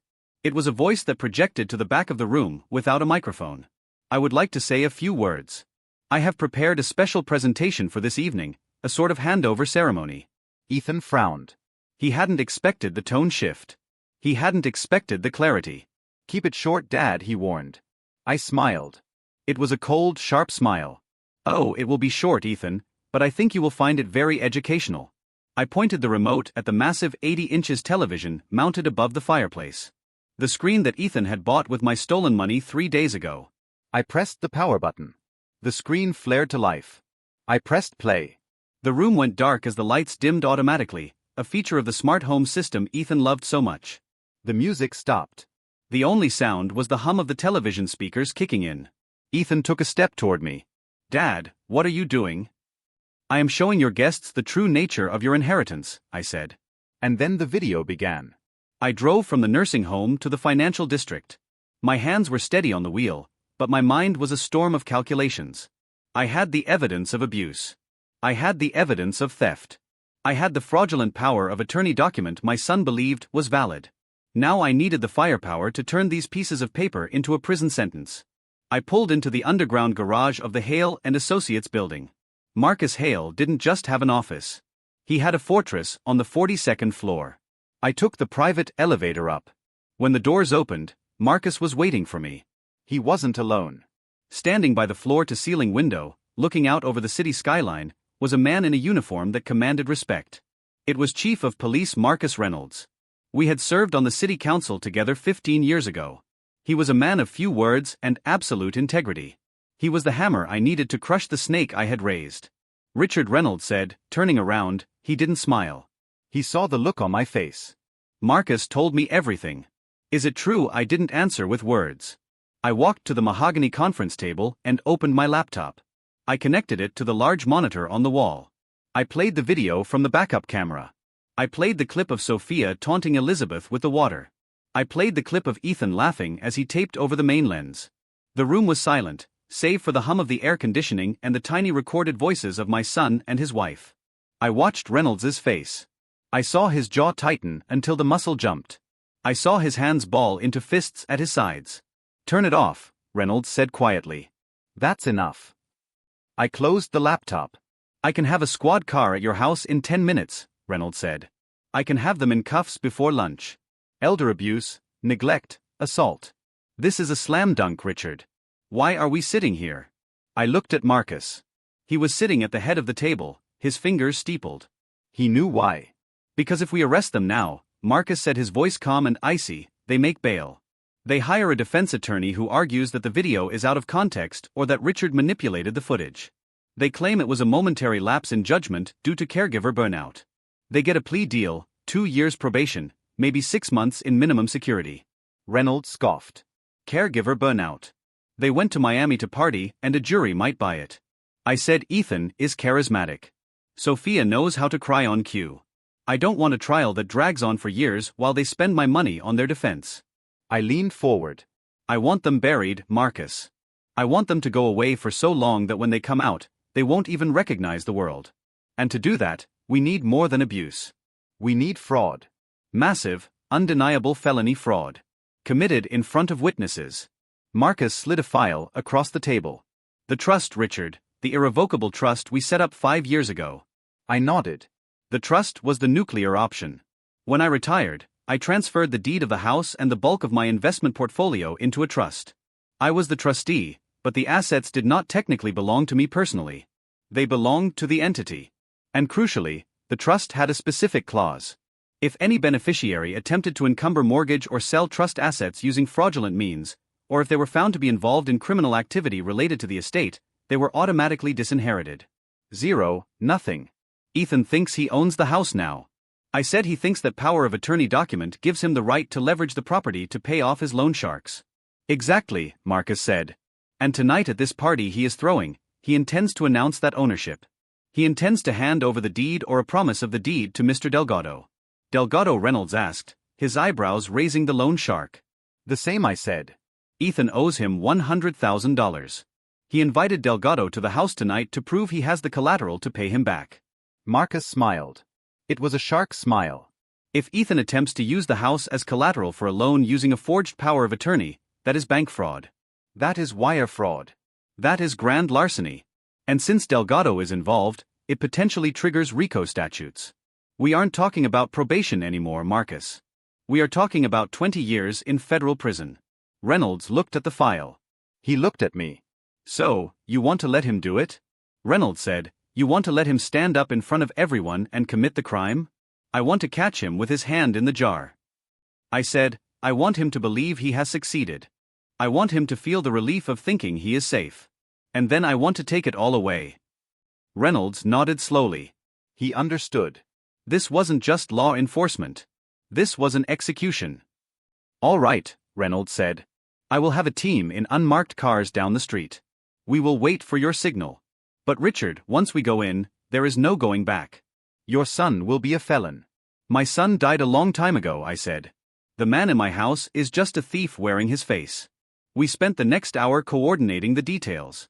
Reynolds would position his men at the perimeter at 8:30 p.m. Marcus would arrive with me ostensibly as my legal counsel to verify the transition of power, but in reality to serve as the witness to the fraud. When the meeting was over, I asked for a private room in the office. I had one last task to complete. I sat in a small soundproof office with my laptop. I wasn't just a victim anymore. I was a director. I opened my video editing software. I imported the clips from the security cameras.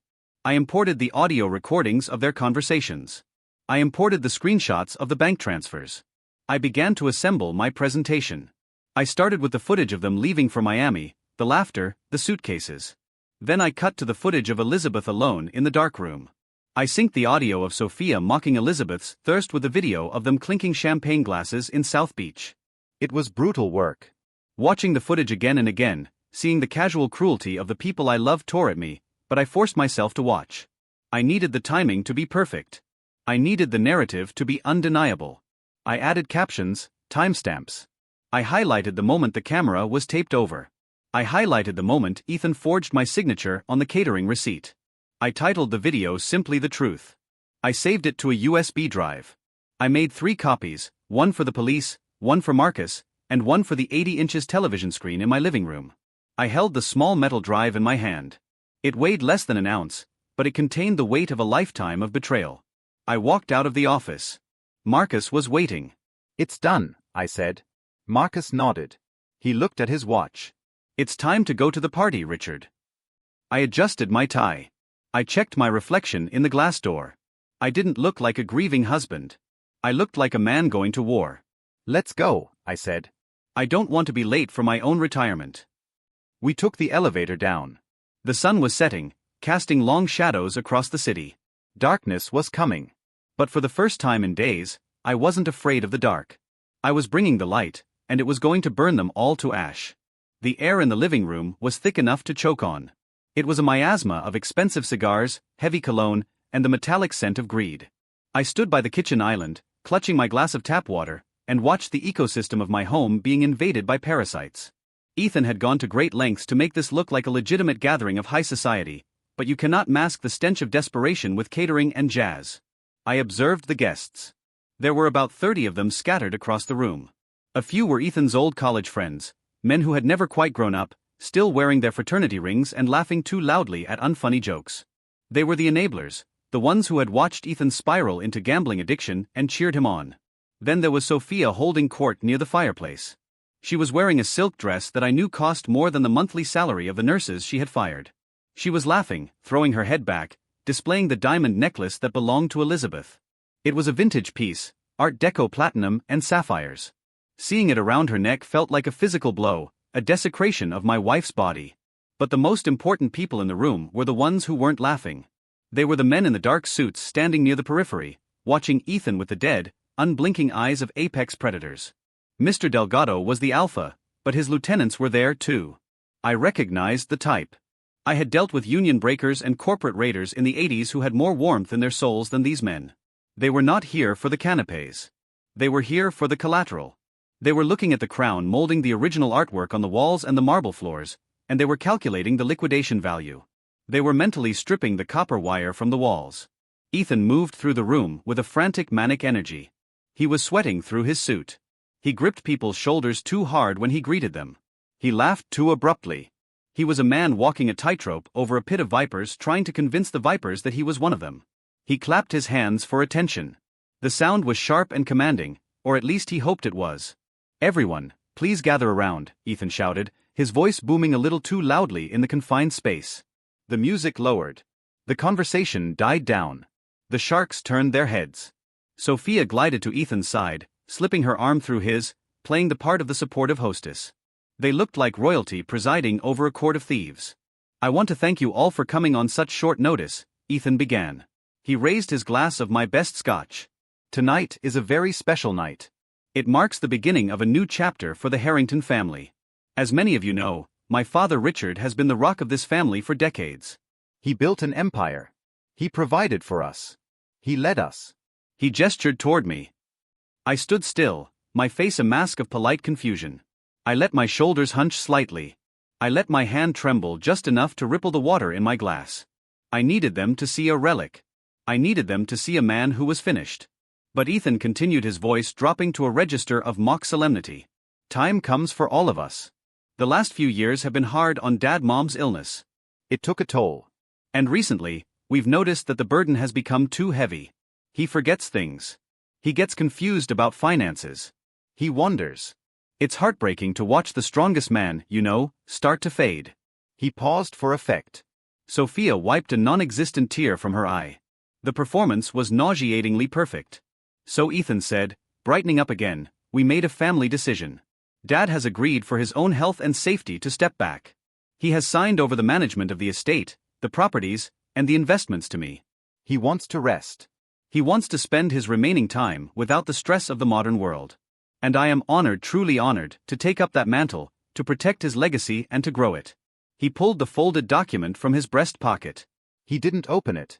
He just held it up like a holy relic. To the Harrington legacy, Ethan shouted, and to the future, to the future. The room echoed. Delgado didn't say it. He just took a sip of his drink, his eyes locked on the paper in Ethan's hand. Ethan beamed. He looked at me. Come here, Dad. Come say a few words. Don't be shy. This was the moment. He wanted the seal of approval. He wanted me to publicly validate his theft so that Delgado would release the pressure on his neck. He wanted the old king to kneel before the usurper. I set my water glass down on the granite countertop. I took a breath. I felt the change happen inside me. It was a physical shift. My spine straightened. The tremor in my hands vanished. The fog I had projected in my eyes cleared, replaced by the cold, hard glint of a man who had negotiated billion-dollar mergers while his competitors were still reading the morning paper. I walked toward the center of the room. I did not shuffle. I moved with a predator's grace. The crowd parted for me, perhaps sensing the shift in atmospheric pressure. I reached Ethan. He was smiling, but as I got closer, I saw the smile falter. He saw my eyes. He saw the clarity. For a second, doubt flickered in his gaze, but he pushed it down. He was too deep in his own delusion to recognize the danger. Here, Dad, Ethan said, handing me the microphone he had set up for the occasion. Just keep it brief, okay? Thank everyone for coming. I took the microphone. It was heavy, solid, a weapon. I turned to face the room. I looked at Delgado. I looked at Sophia. I looked at the enablers. I let the silence stretch for 5 seconds, 10 seconds. It was uncomfortable. It was heavy. It forced them to look at me. Really look at me. Thank you, Ethan, I said. My voice was not the raspy whisper of the nursing home. It was deep, resonant, and steady. It filled the room without effort. My son is right, I continued. Tonight is indeed a special night. It is a night of revelation. Ethan told you that I am tired. He told you that I am confused. He told you that I am fading. I paused. I walked slowly toward Delgado. I stopped 3 feet from him. Do I look confused to you, Mr. Delgado? Delgado narrowed his eyes. He didn't answer, but his body tensed. He recognized the tone. It was the tone of a man who knows exactly where the bodies are buried. I turned back to the room. My son told you that I signed a document today transferring control of my life to him. He holds that paper in his hand like a winning lottery ticket. He believes that this piece of paper grants him access to my bank accounts, my real estate portfolio, and the trust fund that protects this family. I looked at Ethan. He was frowning now. He took a half step forward. Dad, what are you doing? Stick to the script. There is no script, Ethan, I said sharply. I turned back to the guests. My son invited you here tonight because he owes you money. He owes a lot of money to people who do not have a sense of humor. He invited you here to show you that he has the means to pay you back. He is using my home, my life's work as collateral for his mistakes. The room began to murmur. The nervous energy spiked. But there is something my son forgot. I said, my voice cutting through the noise like a knife. He forgot that I built this empire by paying attention to details. He forgot that I made my fortune by spotting frauds before they could sign the check. I reached into my pocket and pulled out the remote control. Ethan stepped forward, his face flushing red. Dad, stop it. You're having an episode. Sophia, get his pills. Stay back, I commanded. The authority in my voice froze him in place. You want to talk about care? I asked him. You wanted to talk about how you and your wife have been caring for your mother while I was away? You want to tell these fine people how you earned your inheritance? I looked at Sophia. She was pale, clutching her stolen necklace. She knew. In that moment, she knew. You told everyone here that I was abandoning my wife. You told them I was senile, but you didn't tell them what you did for the last 3 days. You didn't tell them about the trip to Miami. Ethan lunged. Give me the remote, I sidestepped him. I was 71, but he was drunk and slow. I didn't invite you here to celebrate my retirement, I said to the crowd. I invited you here to witness a crime. I invited you here because when the police arrive in 5 minutes, I want witnesses. Police, someone whispered. Yes, police, I said. Because what happened in this house was not caregiving. It was torture. And what happened to my bank accounts was not management. It was grand larceny. Ethan was panting, his chest heaving. You're crazy. No one will believe you. You signed the paper. I have the power of attorney. It's legal. I looked at the paper in his hand. Look at the date, Ethan, I said softly. He froze. He looked down at the document. Look at the signature, I said. Look at the spelling. He stared at the paper. His hands began to shake. The color drained from his face until he looked like a corpse standing upright. I didn't sign it, son. I scribbled on it. It's worthless. It has no legal standing. You have no power. You have no authority. And you have no money. I turned to Delgado. He has nothing to pay you with, Mr. Delgado. The house is in a trust. The accounts are frozen. The credit cards are cancelled. He is penniless. Delgado stood up, his chair scraped loudly against the floor. He looked at Ethan with a look that promised violence. Is this true, kid? Delgado asked. Ethan stammered. No. No, he's lying. He's senile. Look at the paper. Delgado snatched the paper from Ethan's hand. He looked at the signature. He threw the paper on the floor.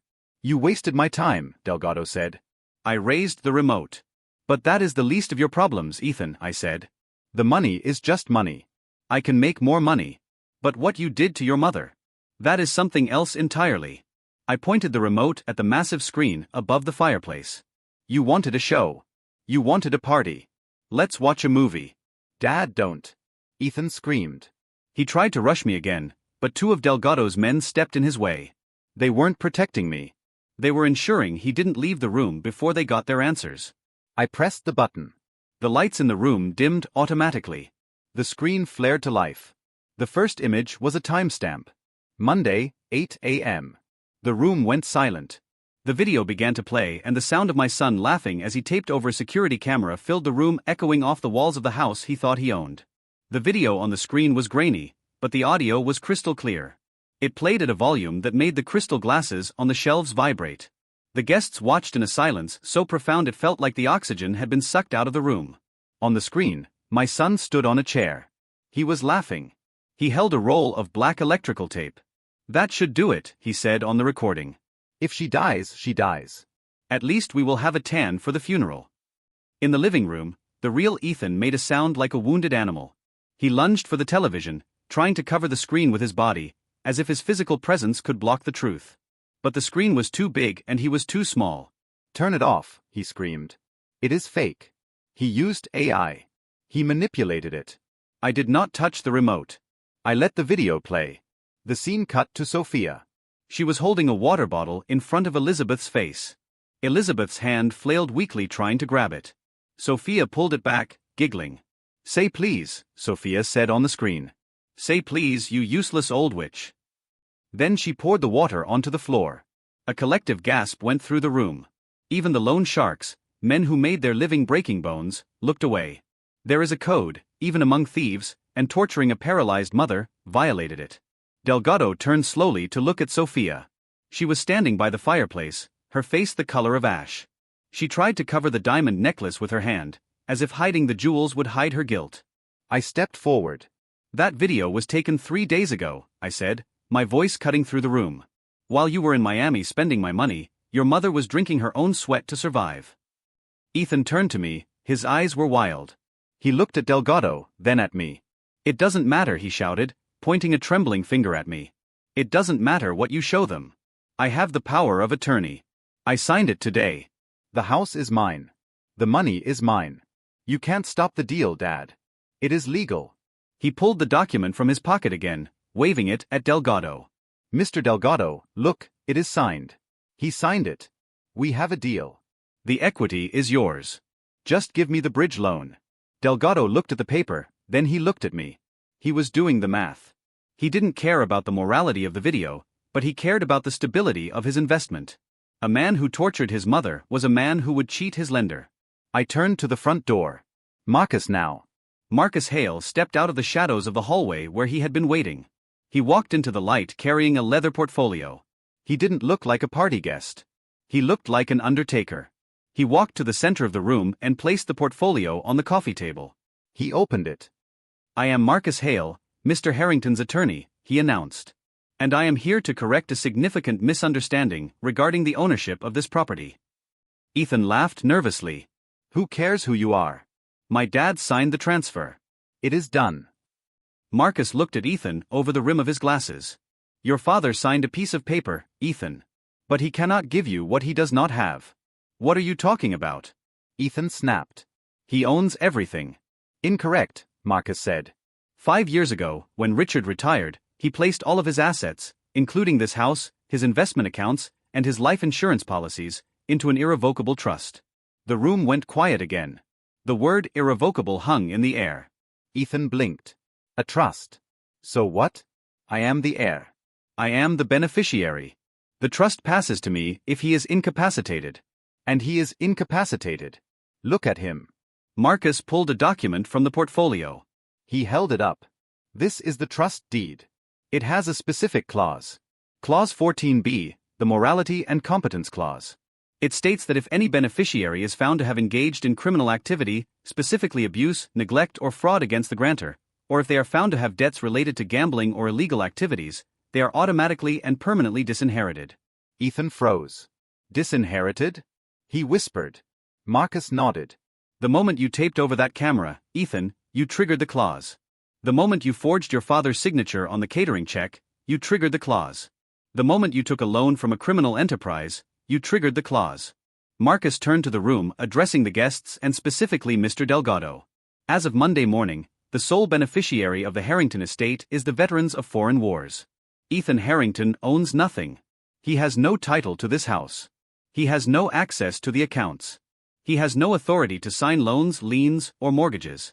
Marcus looked at the paper in Ethan's hand. And that power of attorney document, even if the signature were valid, which it isn't, it would be useless.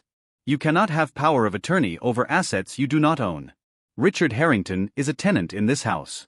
The trust owns the bricks, and the trust has just evicted you. The silence that followed was absolute. It was the sound of a guillotine blade dropping. Ethan looked at the paper in his hand.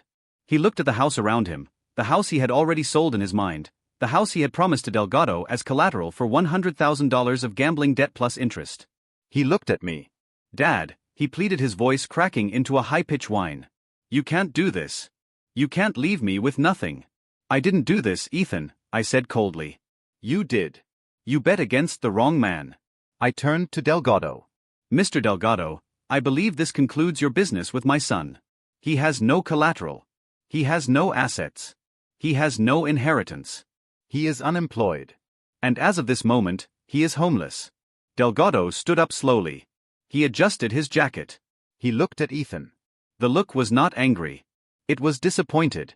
It was the look a butcher gives a piece of meat that has spoiled. You told me you owned the house, Kid Delgado said, his voice low and gravelly. You told me the old man was a vegetable. You told me the money was guaranteed. Ethan backed away, knocking over a vase. It shattered. Mr. Delgado, please listen. We can work this out. I have jewelry. Sophia has jewelry. Sophia clutched her necklace. No, she screamed. This is mine. Delgado ignored her. He stepped closer to Ethan. You borrowed 50 grand for the tables. You borrowed another 50 for the lifestyle. With the juice, you owe me $140,000 tonight. I don't have it, Ethan sobbed. Delgado looked around the room. He looked at his men. He lied to us, boys. He wasted our time. He tried to pay us with a house he doesn't own. Delgado turned back to me. He nodded respectfully. Mr. Harrington, I saw. I apologize for the intrusion. We were misled. We will be leaving now. He gestured to his men. But we are taking him with us. We need to have a conversation about payment plans. Two of the men in suits stepped forward. They grabbed Ethan by the arms. "No!" Ethan shrieked, kicking his legs. "Dad, help me! They're going to kill me! Dad, please! I'm your son!" And I watched them drag him toward the door. I watched his heels drag across the marble floor he thought was his. I watched Sophia try to run out the back door, only to be blocked by another one of Delgado's men, who gently but firmly relieved her of the diamond necklace. "Interest," Delgado said, pocketing the diamonds. Ethan screamed again. "Dad!" I looked him in the eye. "You are not my son," I said. "My son would never let his mother die of thirst. You are just a stranger who broke into my house." Delgado stopped at the door. "Do you want to call the police, Mr. Harrington?" he asked. I looked at my watch. "The police are already here," I said, as if on cue. The sirens erupted outside. Blue and red lights flooded the living room, washing over the faces of the terrified guests. Delgado cursed. He shoved Ethan toward the door. "Let's go," he hissed. But it was too late. The front door burst open. Chief Reynolds walked in, flanked by 4 uniformed officers. They had their weapons drawn. "Nobody move!" Reynolds shouted. Delgado raised his hands. His men did the same. They knew the game. They knew when they were beaten. But Ethan didn't. In his panic, in his absolute terror of Delgado and the police, he made one last fatal mistake. He broke free from the grip of the loan shark's men and tried to run toward me. I don't know if he wanted to beg or if he wanted to hurt me. I don't know if he wanted to take me hostage. His eyes were wide and white. He reached into his jacket pocket, perhaps for his phone, perhaps for the fake legal document. "Police, drop it." Ethan didn't stop. He lunged. An officer tackled him mid-stride. They hit the floor with a bone-jarring thud. Ethan's face smashed into the tiles. He screamed as they wrenched his arms behind his back. The handcuffs clicked. I stood over him. He was bleeding from his nose. He was crying. Snot and tears ran down his face, mixing with the blood. "It's over, Ethan," I said. Marcus walked over and stood beside me. "We have the recording of the assault," Reynolds said, looking at the video still frozen on the screen. "We have the financial records. We have the testimony of the doctor." He looked down at Ethan. "Ethan Harrington, you are under arrest for the aggravated abuse of an elderly person, grand larceny, fraud, and conspiracy." Sophia began to scream as an officer handcuffed her. She looked at me, her eyes filled with hate. "You planned this," she shrieked. "You sick old man. You set us up." I didn't say a word. I simply turned my back on them. I looked at the screen where the video of my wife had played. I picked up the remote and turned it off. The room went dark again, lit only by the flashing police lights.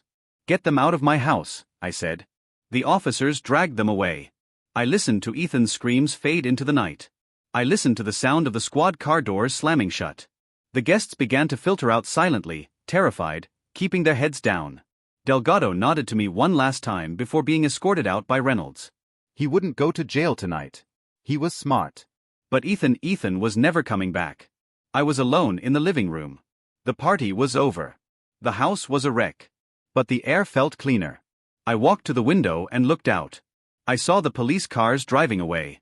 I saw my son looking out the back window of the cruiser, his face pressed against the glass, his eyes locking with mine for one last second. I closed the curtains. I turned to Marcus. "Is Elizabeth safe?"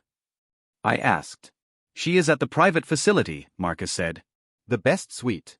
They are stabilizing her. She is asking for you." I nodded. "Let's go," I said. "I have a wife to take care of." I walked out of the house, leaving the lights on, leaving the mess, leaving the past. I didn't lock the door. There was nothing left in there worth stealing. The chaos that followed was swift and brutal. It was not the chaotic energy of a party, but the structured violence of the law. Chief Reynolds did not need to shout. His officers moved with the efficiency of a team that had seen the worst of humanity and knew exactly how to handle it. They hauled Ethan up from the floor. Blood dripped from his nose onto his rented tuxedo.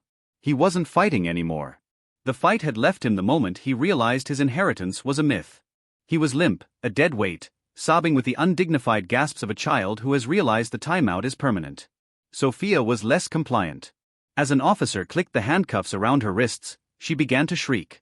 It was a high piercing sound that shattered the last remnants of the jazz music. She thrashed her heels slipping on the marble floor. "It wasn't me," she screamed, her eyes wild, darting around the room for an ally that didn't exist. "Ethan made me do it. He said we had."